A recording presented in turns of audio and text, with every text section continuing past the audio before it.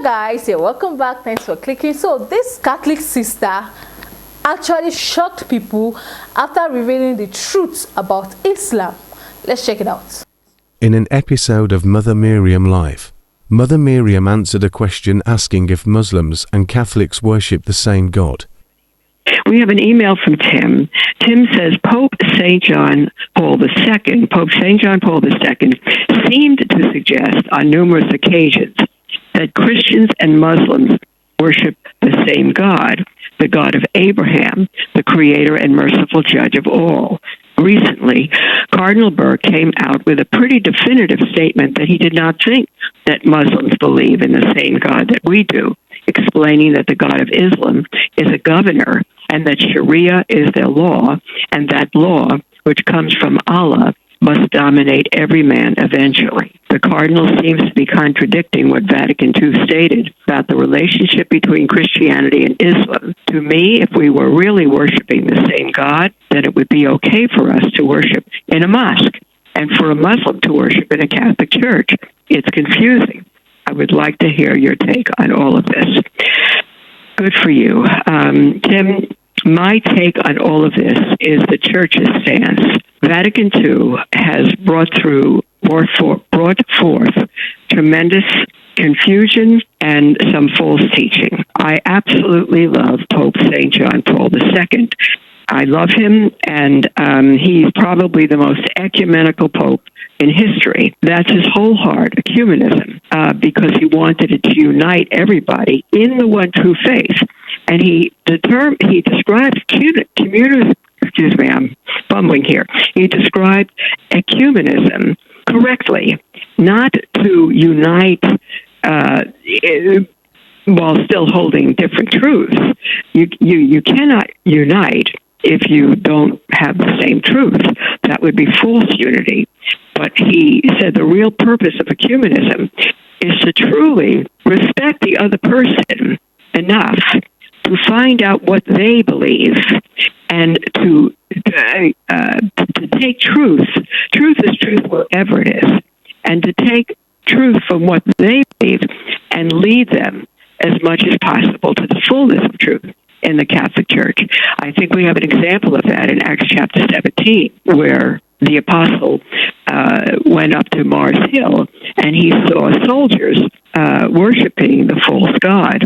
And he said to them, "Let me tell you who this unknown God is," and led them to Christ. Some believed, some did not. But that's ecumenic. The fact that they both believed in a God does not mean they believe in the same God. There's only one God. Allah is not God. There's no such person as Allah. There's a God of our imagination, of our making, but there's only one true God. But when I find people who worship false gods, what they believe is God, I want to at least acknowledge that they believe that there's a creator, a source, and help them to understand who the true God is. And I will say with Cardinal Burke, not what I think, but what I know. Christians and Muslims do not worship the same God. And you're right, Tim. If they did, we could worship in a mosque and they could worship in a Catholic church. No such thing. They do not worship the same God. In fact, they say, let's see, the God of Abraham. However, the creator and merciful judge of all, you say, Tim. But Muslims do not believe in mercy. They do not believe in grace.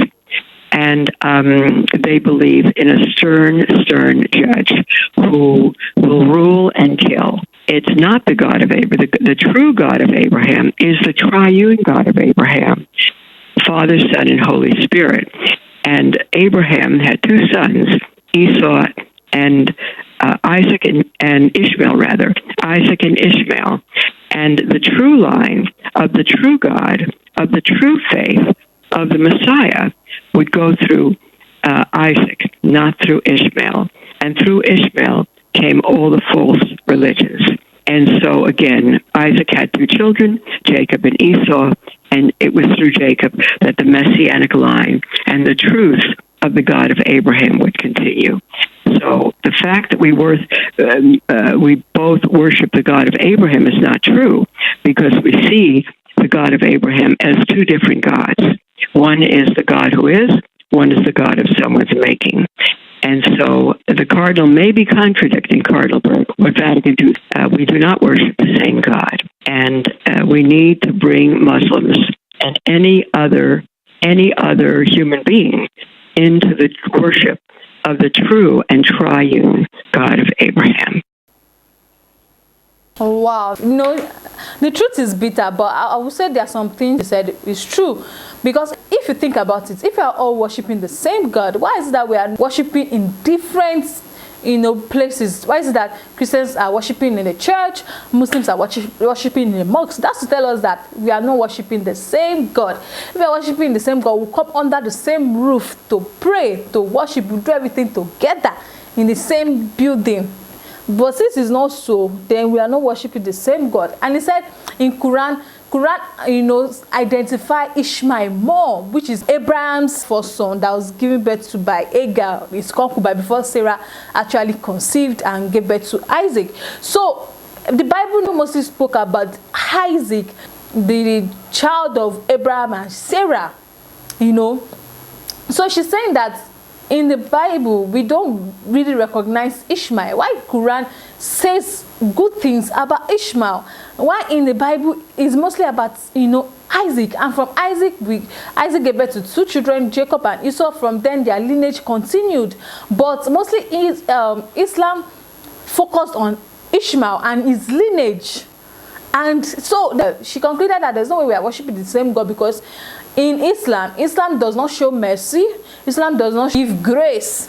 That's what she said. She said, Islam is a religion in which they follow the teachings of Prophet Muhammad, based on the fact that Prophet Muhammad, fought battles. He married a very young girl. He did a lot of atrocities and the rest.